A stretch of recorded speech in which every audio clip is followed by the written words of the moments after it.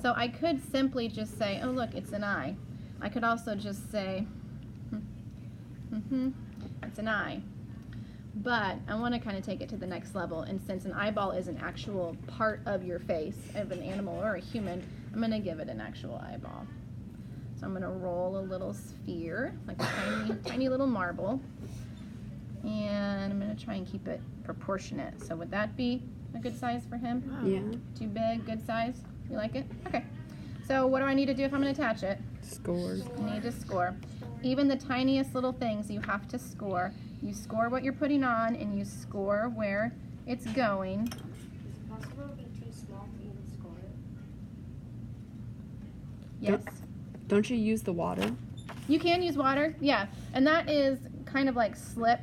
Actually, slip, S-L-I-P, is a combination of water and clay. So it'd be like if I took maybe this amount of clay and soaked it in the water, and my clay dissolves into the water and my water becomes real gray and maybe even kind of muddy. That is slip when you have water and clay, and that is kind of like clay glue. It just really helps stick things together. So you can do a little bit of that. I think some water can help, but sometimes it's too much water. It just gets real slippery and too wet, and it takes a long time to dry.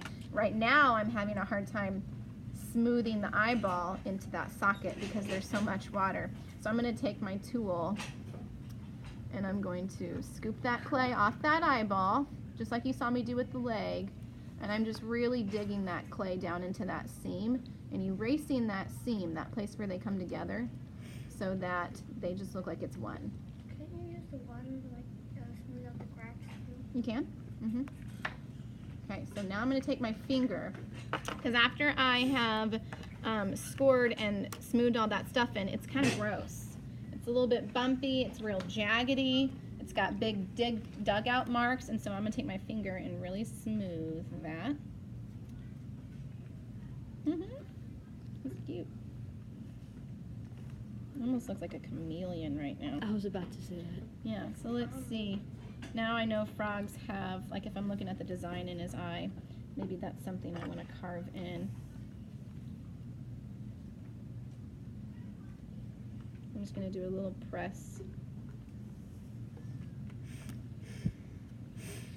to make a little detail on his eyeball. All right, maybe he needs a front. Yeah, he needs a front leg. So I already have a coil here.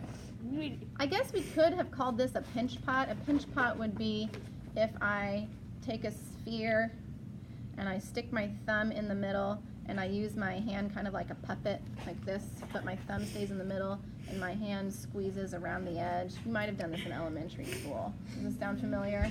Pinch pots, and you can make a pinch pot, and it can be a bowl, or you can take a couple of pinch pots. And how much time do we have left? 10 minutes? Good. You could take a couple of pinch pots and you could put them together, okay? So this would be like if you're creating a head for something, but you don't want it to be too heavy. They're hollow, each of them, right? So this doesn't weigh very much, but this brings up a whole new problem. What's inside this? Clay. Air. Yeah, air. And is that good for clay or No, bad? because it'll crack when you dry. Okay, it is not good for clay to have air trapped inside. Remember when I was talking about the moisture and the water inside clay and what would happen there? The moisture just tries to get out when it's in the kiln, and the moisture gets too hot, tries to break out. That's the same thing the air does. It's way worse if it's air than if it's water. Sometimes the water will evaporate as it's heating up, but if there's air trapped inside something, it just explodes. And so what do we do for that? Poke a hole. You gotta poke a hole. Very good.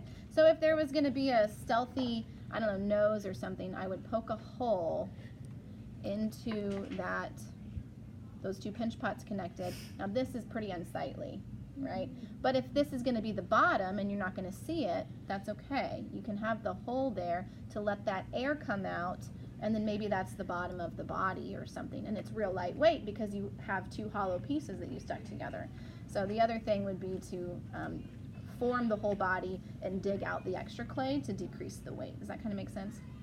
So there we've got half of Froggy. He needs another leg. I'm going to use one of these coils. Coil is just like a round snake-like even thickness kind of rope of clay.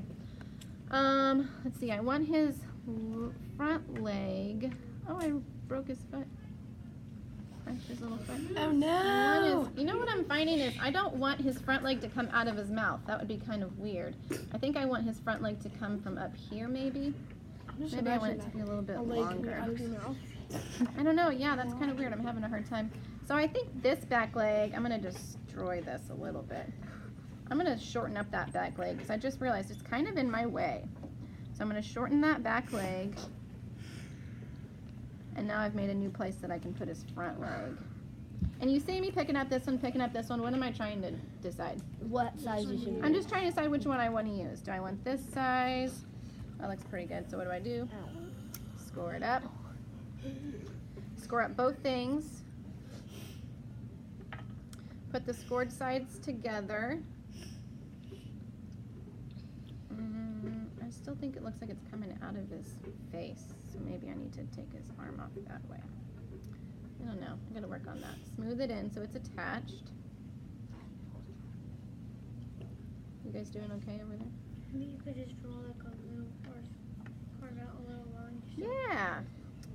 So I've got his leg sticking out here. But here he's got these little fingers, and I really want to show those. So I'm going to cut apart, I don't know if you can see this, but I'm going to just cut some lines in that foot to make his little frog toes. How's that? Little frog toes? Yeah, that's pretty good. Cute. Yeah, he's cute, isn't he? Cute little stinker. All right, so that's kind of my frog, right? So I didn't show you slab, but slab would be if you need a flat piece of clay. I'm just using my hand because my clay is real soft. I always, if I'm making a slab, I'm trying to flatten something out, I use the palm of my hand.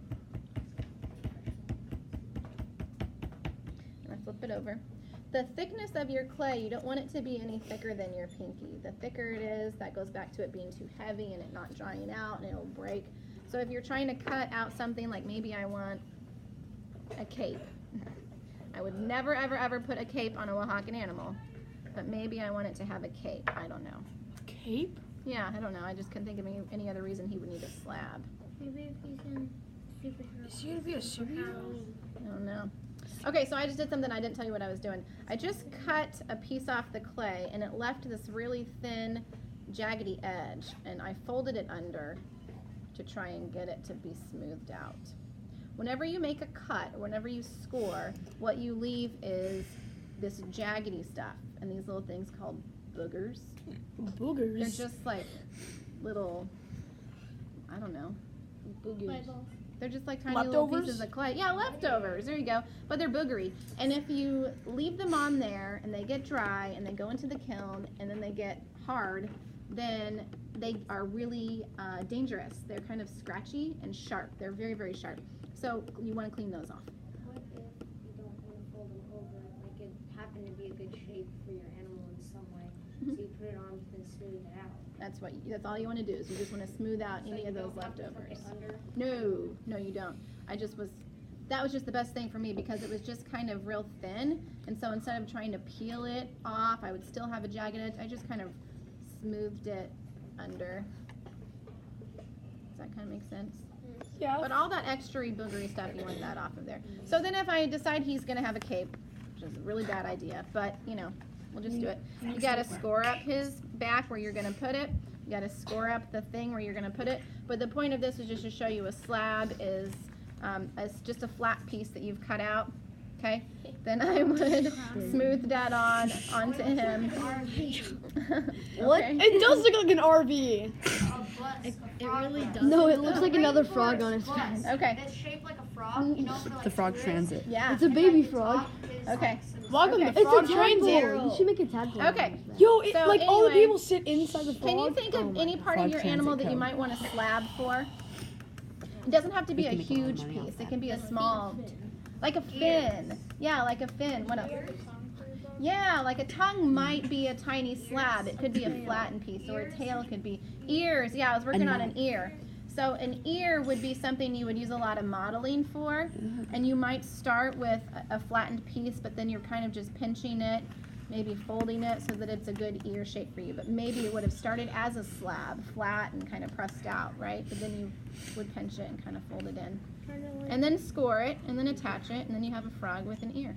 like if you're doing like a lizard Mm-hmm. and they have like something sticking up on their head. Yeah. Yeah, that'd be good for a slab, okay?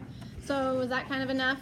Yeah. Enough I think stuff? we got it. Okay. Enough stuff. Enough. We talked a little bit about different techniques, scoring, slab, coil, pinch pot, slip, modeling. Modeling is the main thing here. So you're just trying to get the main features of your animal, observing pictures and going off of your paper sculpture. How many days do we have to? A few, 3 or 4. Done.